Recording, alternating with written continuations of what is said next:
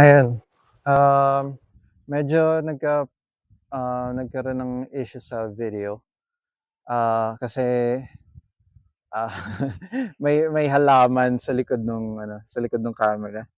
Tapos, ah, tapos na-press pala yung ano, nagzo-zoom na pala. So, if you notice nag-zoom.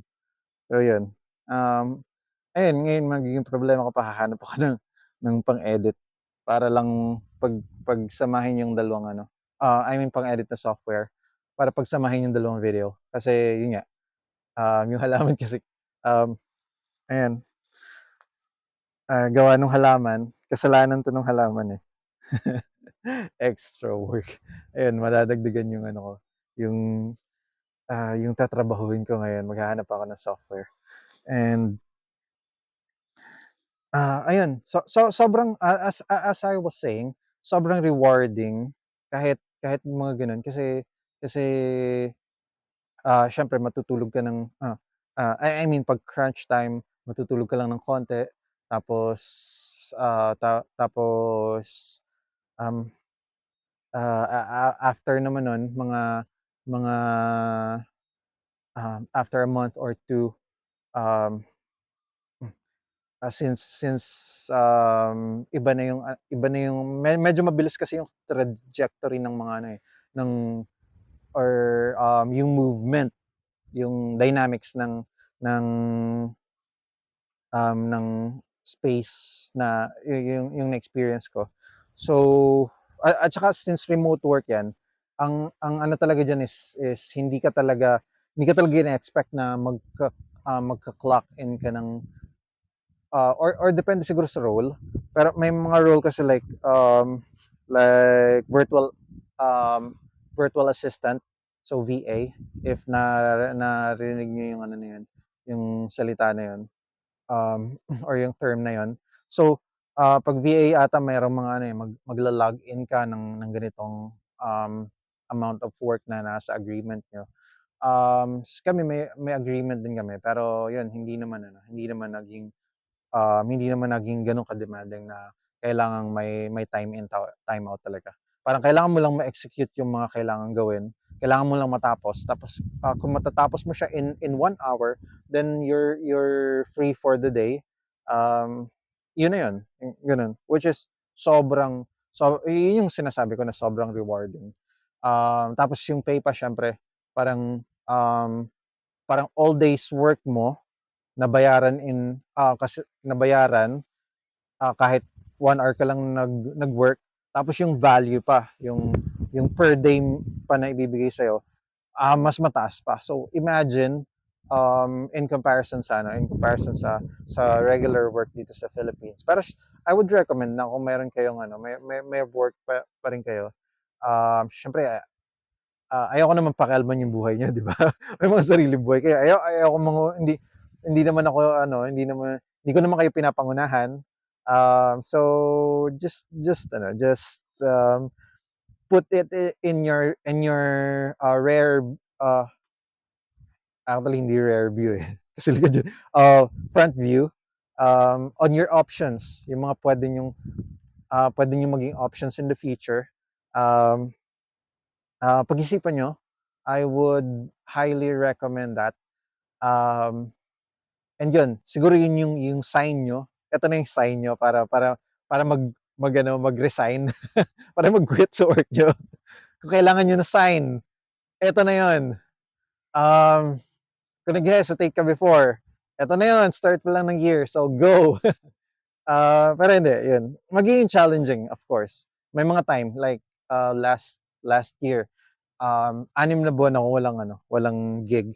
So, yun, yung LPG business ko lang yung kinakapitan ko talaga that time. Pero yun, nagkaroon ulit ngayon and gano'n lang, gano'n gano'n lang naman din talagang buhay. So so, parte na yun, eh, masasanay din kayo. At the same time, kapag ginagawa niyo ng dire-diretso siyempre mag-i-improve din yung ano, yung credibility niyo. 'Yan, importante na mag-network din kayo. Um Kasi, most of the gigs na nakuha ko, inano rin talaga ako, na-refer ako ng, somebody na, believe talaga sa'kin, believe sa kaya kong gawin. So, naniniwala na makakatulong talaga, makakapag-add value talaga ako sa kanila. So, 'yun, importante 'yun. Importante 'yun na may mga friends kayo na naniniwala sa inyo, na naniniwala sa kaya niyong gawin, and and, um I think para sa ano, para sa mga bigger things. Kasi hindi naman lalapit bigla yung isang magandang bagay, yung malaking bagay na, all of parang bigla lang madadapa sa inyo, 'di ba?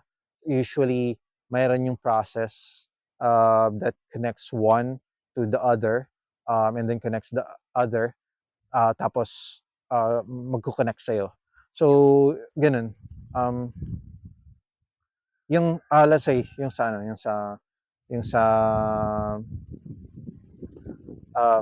Germany na binabanggit ko, um, yung gig ko dun dati is umabot yun ng ano, ah, sorry, hindi ko natandaan kung part nung unang video yung nabanggit ko about Germany. Pero yun, nagko-work ako, sa Germany, with a game developer. Yung game developer na yun, sila nag-develop ng isang game na gustong-gusto ko nung college days, and sobrang ganda nun. So, nagfa-fanboy ako na talagang gusto kong maging part ng ano nila, ng team nila, or gusto kong makapag-work with them. Yung engagement ko with them is a 2 months engagement. It's worth, nasa, more than 150 pesos per month. So for 2 months, nasa, 300,000 yun. 150 pesos. 150,000. So, per month. So, 300,000, uh, for the 2 months engagement. And yun, nag-stumble ako dun sa ano na yun, sa work na yun. Um, well, as I'm saying nga kanina, hindi naman stumble yun pala. Nakuha ko yun, or, nag-connect sa akin, kasi mayroong isang friend ako from a previous work na pumunta sa isang event sa London. So, taga-London siya, Filipino din.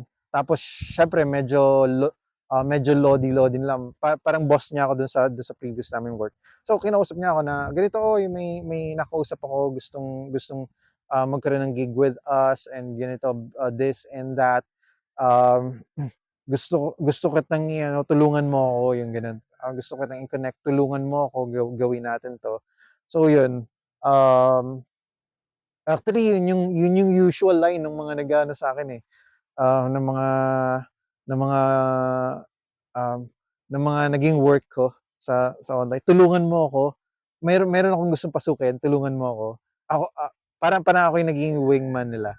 And at the same time, alam ng mga tao na reliable talaga ako, in terms of execution ng ano, ng mga task, ng, when it comes to business, when it comes um, to executive decisions. Yun, kayang-kaya natin yan. So, yun, nag-build ako somehow ng credibility sa kanila. So, yun yung ano, yun yung kailangan yung gawin 'pag magne-network kayo. Kailangan niyo rin talagang ipakita na meron kayong mai-add na value sa kanila. And then, yun, um, um, ah, I think siguro sa VA din, even if maraming online jobs na makikita kayo, siyempre marami kayong kakompetensya dun, eh. Pero kung may network kayo na personally nakausap ng tao, sobrang effective talaga nun. As in, even sa pagre-reach out namin sa mga artista, sa mga influencers dati, kasi part din ng job yun. Parang mahirap 'pag email lang, 'pag cold, ang tawag dun is cold approach. So 'pag cold, ibig sabihin wala kang connection, wala kang kilala, dun sa team nung influencer, or hindi mo kilala yung influencer directly, versus warm, which is pag warm, may kakilala kami nag-refer, may nag-connect sa inyo, sobrang laki ng difference. As in when it comes to percentage, parang pag cold approach, yung success mo talaga pag cold is mga nasa 1% lang talaga. Wherein kapag warm approach, may tendency na nasa 90% talaga or 99% pa nga talaga. So, ang laki ng difference. Parang um, kung ano yung kulang, kung ano yung missing na percentage sa success rate ng warm approach. Yun lang yung matitira doon sa success rate ng cold approach. So importante yung mag-network kayo. Mag-build kayo ng maayos na network talaga. Kahit hindi naman yung tipong um, kailangan yung maboka or kailangan yung madaldal, hindi naman kailangan ganoon eh. Para ipakita nyo lang na approachable kayo na tao. Ipakita nyo lang na medyo medyo na bibigay nyo yung kailangan, na di-deliver nyo yung kailangan execute na task. Yun, usually yung ganun. And along the way naman, syempre mag-uusap pa rin kayo, mag-chat kayo sa mga ano. So, yung normal lang, pero ang importante makita na kayo yung matatandaan nila kapag meron silang kailangan gawin, na sino ba yung makakatulong sa akin?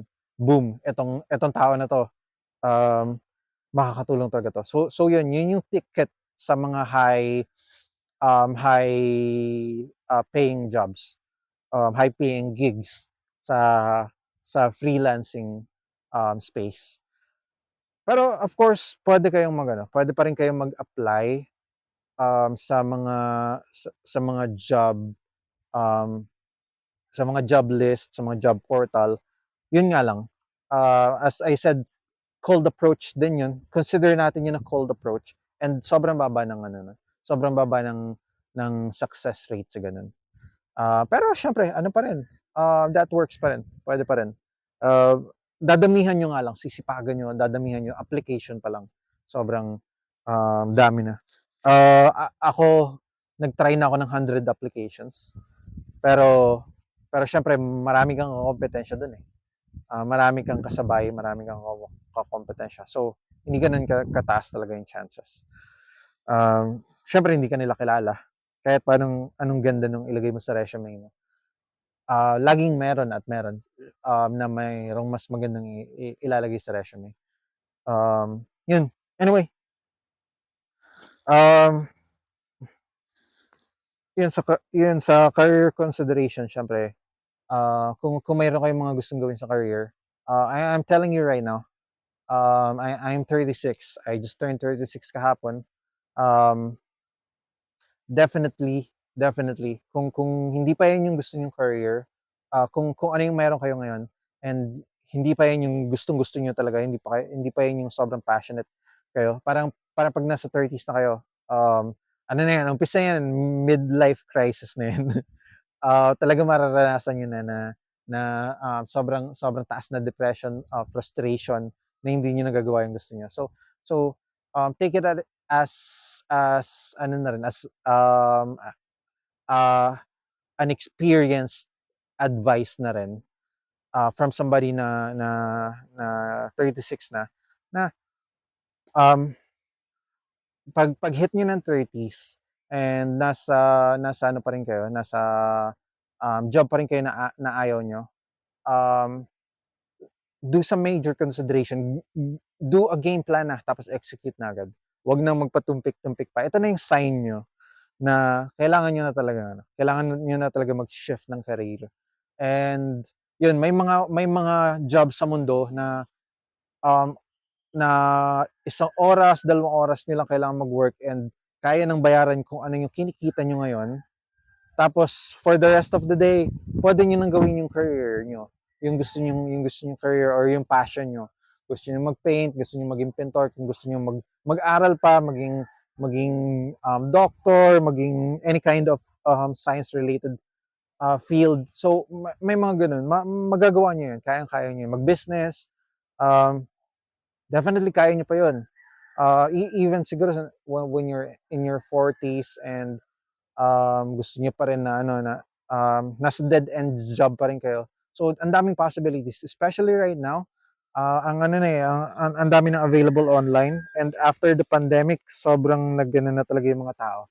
Sobrang nag-shift na talaga yung yung um, yung dynamics ng mga tao na na mas gusto na yung work from home, ganun. And even mga company, sobrang nag-open up na for work from home talaga. Even if may naririnig kayo here and there na pinababalik sa office, pero syempre ang dami pa rin na nag-open up na opportunities na andyan pa rin, nagre-remain pa rin. Kung yung mga nakinig niyo man, yun lang yung ilan sa mga konting bumalik sa dating process kasi kailangan talaga. Pero marami pa ring available na work from home. And yun. And we're talking about hindi lang sa work, basically even entrepreneurship versus employment. Actually, hindi laging better yung may business ka, mayroon kang, or ikaw yung boss. You have to take in consideration na may malalaking, may mga freelancing din, mayroong malalaking job.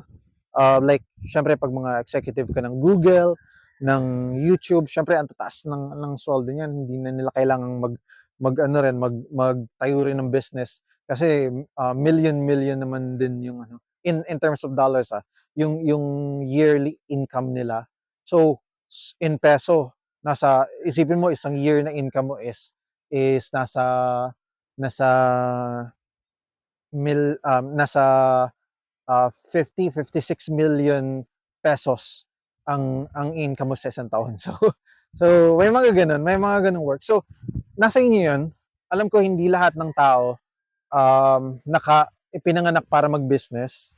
Meron talaga sa employment, then meron sa freelancing. So maraming opportunities. Huwag niyong isasarado yung utak niyo na business, kailangan mag-business ka. Kasi sawa ka na sa job mo, mag-business ka, blah blah. Hindi laging ganun. Pwede kayong maging consultant, pwede kayong maging freelance, pwede kayong maging employee, pwede kayong maging business person. Sabihin ko sana businessman, pero syempre may mga businesswoman dyan. So let's say business person para safe. Yun, maraming pros and cons yan, depende yung applicable sa inyo. But actually recently lang nag-shift yung yung perspective ko eh. Kasi parang sabi ko dati, may business ako, LPG ganito, kasi medyo okay na rin yung kinikita dati. Tapos dumating yung time na nag-pandemic, tapos biglang nauso yung online selling, 'di ba? Tapos biglang may nag-o-online selling na ng LPG. So yun, tapos biglang dumami, naging easier ang access, naging much available. So nagkaroon ako ng maraming competition, nasira yung market um, na na nado-dominate ko. And then ako naman, okay lang sa akin yun kasi gusto ko ng exit from that business. Gusto ko na mag-exit actually. Kasi brick and mortar ang tawag doon.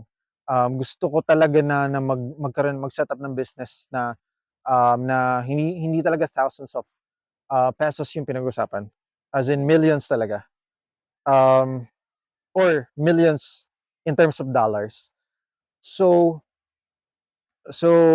um, ah, hindi pwedeng hindi pwedeng laging ano ba tawag doon, greedy ka na hamo-hamo, ganun. Hamo-hamo yung term namin dito sa Quezon eh. Na gusto mong kunin talaga lahat. So, um, alam ko na kailangan ko i-give up yun para makapag-focus ako kasi hindi laging hindi laging magwo-work, na kaya mo pagsabayin, hindi laging magwo-work na na sabay-sabay.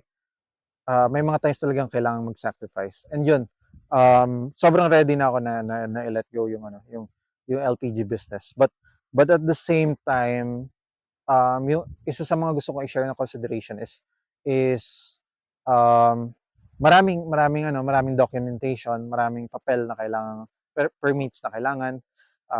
Second is kailangan ng tao. Overhead, medyo kailangan mataas yung overhead mo. So basically yung kikitain mo doon, ilalagay mo sa overhead. Kahit medyo maganda yung kita, right now mahina yung kita do sa business. Pero since during the time na wala akong gig online, or wala akong work from home. So nagdepende ako doon. So buti na lang hindi ko pag-give up ng time na yun. Pero as time goes by, magka-chance na meron talaga mas bigger opportunity pa, or bigger business. Syempre, mag-let go ako, or possibly ibang tier naman.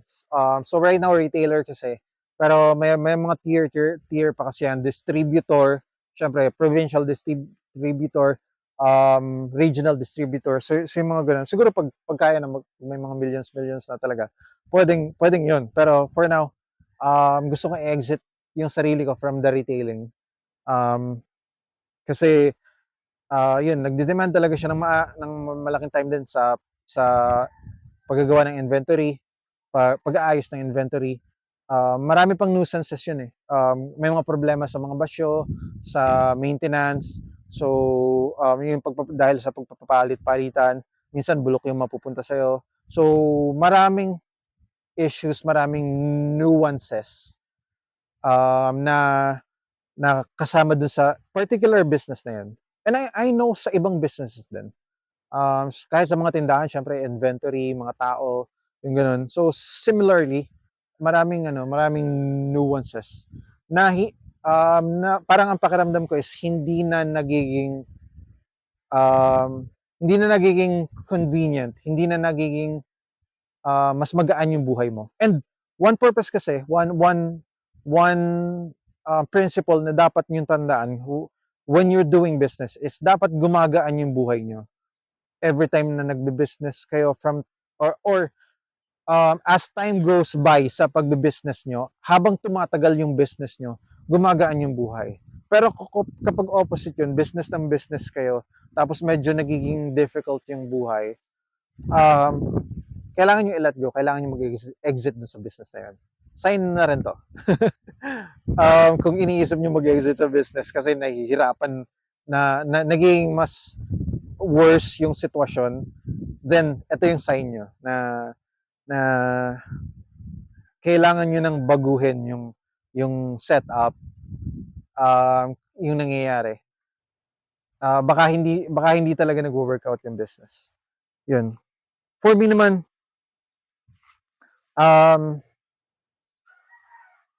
hindi rin talaga nagiging hindi rin talaga gumagaan. For some time gumaan yung buhay. Pero marami ring kailangan ng mas mataas na kapital para mag-grow, para bumili ng pan-deliver na sasakyan. Kapag mag-expand ka ng location, let's say doon sa Alabat or sa Perez, yung mga next town. So kailangan ng mas maraming papel doon, mas maraming permit.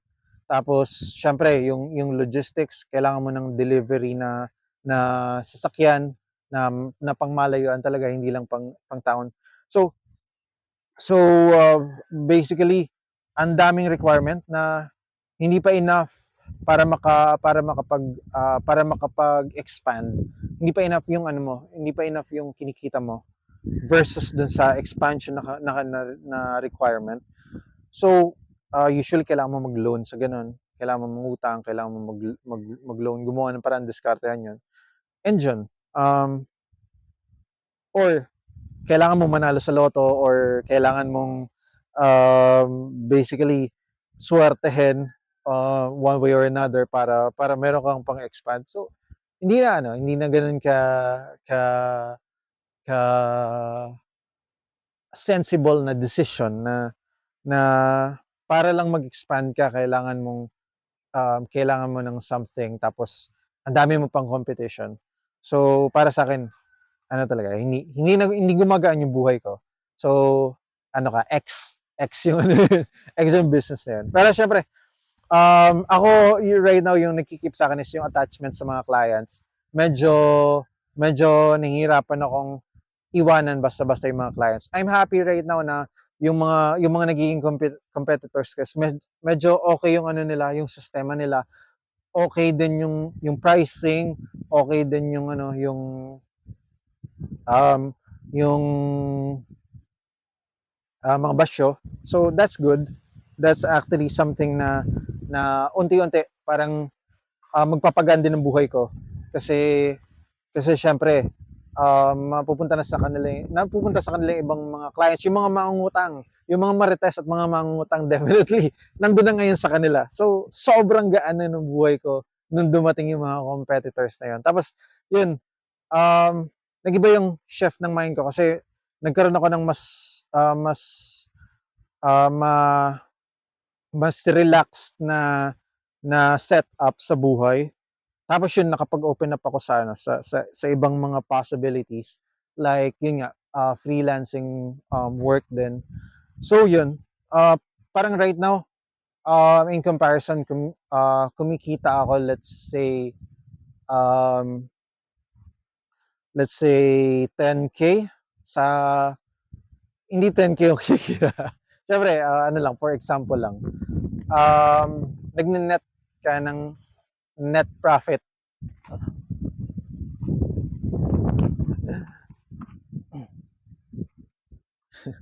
Ayun nga guys, so, huh. As I told you guys, medyo malakas yung hangin. Uh, ayusin muna natin. Yan. So, let's say may net ka na 10K per month. For example sa inyo, sa LPG, yung um, yung possibilities for online work na let's say magtatrabaho kayo ng mga 4 hours lang in a day, usually magnenet kayo in a month ng mga 20K doon or 30K.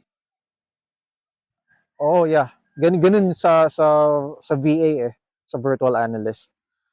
Sorry, virtual assistant. Um, so doble, triple ng ano ng kinikita nyo sa business. Syempre, ano yung i-consider nyo, di ba? Yung buong maghapon kayong naka-open yung tindahan tapos tao kayo doon sa tindahan, nagbabantay kayo, cashier kayo sa tindahan ng business nyo. Or in my terms, nagde-deliver, ganun. Tapos yun yung kinikita versus sa online job na mas mataas yung kinikita. Syempre, di ba? Pwede nyo i-keep pareho kasi for me, up to this point, kaya pa naman eh. Pero siguro later this year, dahil nga, addition pa yung vlogging and may mga ibang gig pa akong winu-work then right now, baka hindi na talaga kaya. Kinakausap ko na rin yung kapatid ko kung paano namin itutuloy yung business or kung gusto niya mag-take over. Pero basically, ayaw ko rin ilagay sa shoulder niya yung bigat eh. Mayroon ding nag-ask sa akin na sila na yung magte-take over. So basically sila na yung mag-LPG, kukunin yung mga basyo ko, yung gano'n, yung inventory ko, and sila na basically business na nila para maka-exit ako. Pero parang ang consideration kasi ayaw kong ibigay sa kanila yung stress na naranasan ko sa LPG business. Pero guys, syempre malaki rin yung um, kitaan sa LPG. Sometimes may mga times, especially kapag nado-dominate pa talaga yung market. Especially dito sa province kasi medyo mas mataas yung markup sa province. Pero syempre pag nasa cities kayo, every kanto merong mga nagre-retailer ng LPG, so barya-barya lang talaga. Here syempre different yung setup. Pero in comparison to yung highest na ano na yung parang peak na yung pinakamalakas talaga ng month sa LPG, mas ano pa rin mas okay pa rin talaga yung pinakamalakas syempre sa online work. Syempre as I mentioned nga yung isang month um, na nagkaroon ako ng 150,000 na kinita. Ano pa yun on top of the regular pa meron pa akong regular na trabaho nun na online din. So, isipin nyo, dalawa, tapos yung isa doon, nag-ano pa, na umabot pa ng 150K. Tapos yung isa, mataas din yun. So, mas mababa lang ng konti lang. Pero yun, um, possibilities are endless. Kung kaya nyo, kung sanay na kayo, or kung may agency kayo, mayroong talagang kumikita. Normal na kitaan sa kanila is mga 500,000, ganun, or almost 1 million a month. Ano yun purely profit na yun. Wala namang mga overhead yon, wala kang mga products. Talagang kumbaga sweldo mo yun or talent fee mo yun for being a talented na virtual assistant or doon nga pala sa mga previous job ko, walang virtual assistant doon. Pero mayroon ako mga kilala na virtual assistant na kumikita as much as that. Especially yung mga sikat talaga na personality sa Hollywood, sa ganun, or sa business sa Silicon Valley, yung mga yung mga boss nila. So, medyo nagiging okay talaga yung kitaan. So, yun. So, lagi yung isipin na hindi laging kapag may business ka, mas mas angat na. Merong iba't ibang dynamics na ngayon sa mundo, especially right now. Bago na yung era, marami ng work from home. Um, marami ng like ako, yung work ko ngayon as I mentioned before. Naka headquarters sa Dubai yung isang company, tapos yung isa sa Indonesia. Magkapatid lang sila, pero basically um, yung sinesweldo ko syempre ano pa actually mababa pa yung sinesweldo ko kasi um, kasi in comparison with the other people na nandoon sa space na yon, um, ano pa rin talaga, mas malaki pa yung sweldo nila. Pero yun, for me kasi ano na yun, malaking bagay na yun. At saka malaki kasi yung possibilities of working with them in the future kapag may mga project akong sarili na ako na yung head, tapos magpapatulong ako sa kanila. Parang magiging partner ko sila, collaborators. So yun yung habol ko actually. Kasi yun, may established na brand na sila, may established na community na sila. Kumbaga may market na sila na hawak nila. So maraming consideration. So hindi lang naman laging pera na straight sweldo yung kailangan mong habulin. Kailangan mong isipin kung paano mo ipoposition yung sarili mo para mag-win ka in the future. So yun yung habol ko. Tsaka syempre, okay na yung kitaan, tapos andyan naman yan. So, magno-no ka pa ba, diba? So, yun. At saka, as I said nga, ano lang yun isang oras ka lang, lately nga, since medyo lay low kami, so parang minutes lang talaga. Isipin nyo, kumikita ako ng above sa isang company lang. Isang company lang yung pag-uusapan natin. Isang work lang. Above sa 50,000, less than sa 100,000. Pero in a day, may mga days na mga 30 minutes lang ako magtatrabaho. So, that's it. Ganun yung ganun yung work from home world. Definitely hindi applicable sa lahat ng ng work from home. Pero may mga ganung possibilities. let's say meron kayong ano, talagang stricto yung boss ninyo, and buong 8 hours talaga kailangan niyo mag-login. Di ano kayo, kuha kayo ng another gig pa, hanap kayo ng another gig. Baka baka makachamba kayo na pwede dong mag-work ng mas mabilis. Kasi meron talaga production talaga yung kailangan nila, eh. Hindi, I mean production yung binibilang pala, hindi, sorry, results yung binibilang, hindi yung hours. So kapag gano'n, hanap kayo ng job na result yung kailangan, hindi hours. So kapag mabibigay niyo yung result ng kalahating oras lang, isang oras lang, then ang ganda na nun. Tapos may work pa kayo na halimbawa 8 hours job, idadagdag niyo lang dun yung ano, yung results based, result oriented na ano na other job nyo. So pag pinagsama yun, sobrang ano na, sobrang luwag na ng buhay, sobrang gaan na ng buhay nyo. Sa akin, syempre, iba't iba naman yung target natin, iba't iba yung goals natin. So pinapakita ko lang din or sinasabi ko lang din yung mga possibilities, yung example sa akin. So hindi to career advice, hindi to financial advice. At saka hindi ako, syempre hindi ko pinapangunahan yung buhay nyo. May sarili kayong terms, um, may sarili kayong time, may sarili kayong stage. I've been here na rin for more than 2 years. So iba na talaga yung ano, iba na talaga yung galawan din sa terms ko. Yun. Syempre pag starters, medyo mga kapap talaga kayo. Medyo medyo kailangan siya talaga mag-go. Actually, nag-umpisa lang din kami na free lang din, as in tutulong lang din talaga kami sa mga startup companies. Tapos dumating yung time na, uy, sobrang okay yung work na binigay nyo.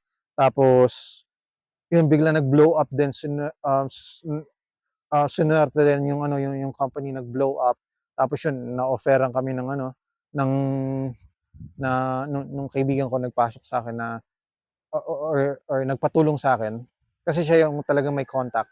Tapos in-approach niya ako, uy, tulungan niya natin tong ano na to, pag naging okay to baka saka tayo mag-request na ganito. Tapos bago pa kami mag-request, in-offeran na kami kasi sobrang sobrang push talaga kami dun, eh. Sobrang crunch time, sobrang laki talaga ng naitulong namin. Tapos yun, in-offeran talaga kami ng ano um, 6 digits din dun. Pareho kaming Pinoy. So sa kanya doble pa ng ano, eh, kasi mas mataas yung role niya. So doble pa yung kinita niya sa kinikita ko, pero pareho kaming 6 digits. So yun,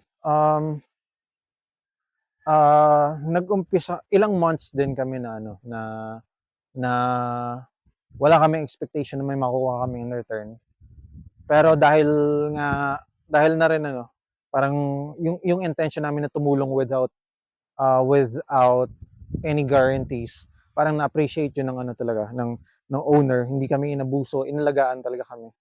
So yun. Pero in that market kasi entry level lang din yun, eh. Kahit pa sabihin natin 6 digit na yan sa Pilipinas, pero usually entry level pa lang yun sa ano sa global scene. So yun, as I'm saying, malaking possibilities talaga. Maraming possibilities, malaking opportunities talaga yung nami-miss out nyo um, if nagpapatumpik-tumpik pa kayo, getting stuck in a dead end job. Of course, meron din mga other opportunities dito sa Pilipinas na sobrang rewarding din talaga, sa insurance, sa mga freelance din usually. Sa medtech, yun usually kasi yung mga friends ko na alam ko na sobrang nagiging rewarding talaga. Even sa works, sa work para mga high level na sa mga evergreen na industries, ibig sabihin yung dire-diretso laging may kita ng mga industries. um, 'yun 'pag mga matataas na position diyan talagang matataas din yung kitaan. So, um, minsan hindi talaga ano, hindi lang talaga business yung way, maraming opportunities. So 'yun yung i-consider niyo. And right now 'yun yung discussions natin. Nothing about vlogging, more of other careers. And yeah, um, let's explore other things, other topics in the future. Um, and thank you guys for hanging out with me again. And that's it. Thank you for hanging out with me. Thank you for staying. And you keep watching yung mga kasunod na mga vlogs. Hopefully supportahan niyo ako by subscribing and also liking this video. If you like the video, if you find it informative, then please do. Please do subscribe. Please do support me. It would be beneficial for me na makita ko talaga yung result ng ginagawa ko. I'm not here para kumita, para para sa kitaan ng Facebook. Um, ano lang 'yun, parang secondary lang 'yun. I want to learn kasi may mga ventures ako na may mga business venture ako na gusto kong i-ano rin ipakita rin sa madlang people. Um, Gusto ko rin maging kilalang personality ako in terms of career, in terms of business. So yun yung ano ko, yun yung goal ko para maging mas madali sa akin na mag-step up dun sa level ng business na gusto kong gawin. Kasi right now, syempre hindi again yung na-mention ko kanina, hindi naman thousands yung goal ko hindi naman business na nagpo-produce ng thousands of pesos or hundreds of thousands of pesos yung gusto kong gawin. We're talking about businesses na bigger doon, businesses na pwede mong ibenta sa sa ibang bansa. Yun, businesses na pwedeng i-franchise sa ibang bansa, pwedeng i-set up sa ibang bansa, sa Dubai, sa Bahamas, yung mga ganung business. And may alam ko na kung paano. Syempre, ano na lang, execution na lang talaga. Traction na lang yung kailangan. And hindi ko dito makukuha yan sa Facebook. Pero it would help. It would be beneficial kasi darating yung time na importanteng may presence na yung mga business owners, especially mga big business owners. So yun, parang naka-line lang siya together, it works together. Pero hindi directly yung kitaan sa Facebook, kitaan sa YouTube yung habol ko. I really want to help first. I really want to give ideas, open up yung mga possibilities para rin sa inyo. Gusto ko ring magkaroon ng parang broad na word of mouth na etong taong to may ginagawa talaga to. He knows his shit. He's the shit, or basically he knows how to do things. He knows how to do this. So i-onboard natin yung mga ganun, yung conversation na habol ko kaya ako ginagawa to. Kasi yun yung experience ko na nag-work talaga para sa akin eh. Na kapag hindi alam ng isang tao yung gagawin dun sa isang let's say gig na gusto niyang gawin, tapos naalala niya ako, nagpo-push kami, and then nagiging maganda yung reward for us. Nakukuha talaga namin yung gusto naming makuha. So yun. Yun yung gusto kong ma-establish din dito kasi syempre hindi naman ganun karami yung friends ko. Along the way may mag-stumble from the video ng mga tao na gusto rin mag-support sa ginagawa ko, or gustong i-support ko sila sa ginagawa nila. So definitely I will be doing that. Gusto ko matuto on vlogging, So there's a lot of things na beyond sa monetary things na pwede makuha sa YouTube sa pag-vlog. So, yun yung habol natin. Do expect na may matututunan kayo. Do expect na you're talking to someone na kinukuha talaga internationally para sa alam niya. So, yun. And sa kaya niyong gawin. And yun. I'm confident na meron kayong mapupulot sa mga pinagsasabi ko. It's up to you na lang kung paano niyo ipa-process yun. So, ako sinasabi ko lang yung mga information. Nasa inyo kung paano niyo papakinabangan yan. Kasi hindi ko na problema yun eh. Nasa inyo na yun. Basta ako, binibigay ko yung information with an intent to help. And kayo, kung madiskarte talaga kayo, kaya yung gumawa ng paraan para maging valuable yung information na binibigay ko sa inyo. Yun, para maging life-changing yung binibigay ko sa inyo. Yun. 6th day? 6th ba? Or 7th? Whatever. Nakalimutan ko na rin eh. Pero first week pa lang tayo na nag-vlog. First week pa lang nalilimutan na, di ba? Oh my gosh. Effects yan ng pagiging 36. Ayun. So anyway, that's it. Please, tulungan niyo ako. Hindi, biglang nagmakaawa eh. Hindi, please support me. Tulungan niyo ako na ma-expand pa yung reach ko. Tulungan niyo ako na maging part kayo ng journey ko, na makatulong din sa ibang tao. When it comes to information na nire-relay ko, na gini-give out ko, definitely more pa in the future. The more na magiging successful ako sa ibang mga ventures, sa mga ibang bagay, i-share ko rin syempre. And yun, the more na meron ako natututunan outside din sa pag-vlog, i-share ko rin sa vlog ko. Yeah, you're at a very early stage of me vlogging. It's just my first week in a year of vlogging. I'm vlogging every day for 2024, so that's 365 vlogs within this year. Let's see what happens, and please join me on a day-to-day basis sa ginagawa natin. And please, please start na ng year, make it a point na may matutunan kayo sa vlog ko rin, and sana ma-encourage kayo, sana ma-inspire kayo na ako nag-vlog ako everyday.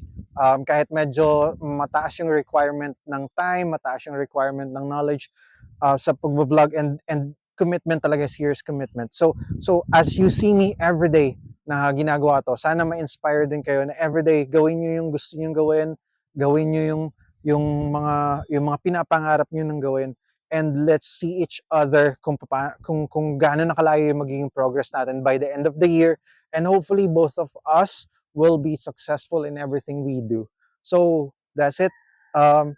You're watching my vlog, hindi ko pa alam kung ano yung mga exit outro ng mga line eh. So baka may ma-suggest din kayo, comment down on the comment section.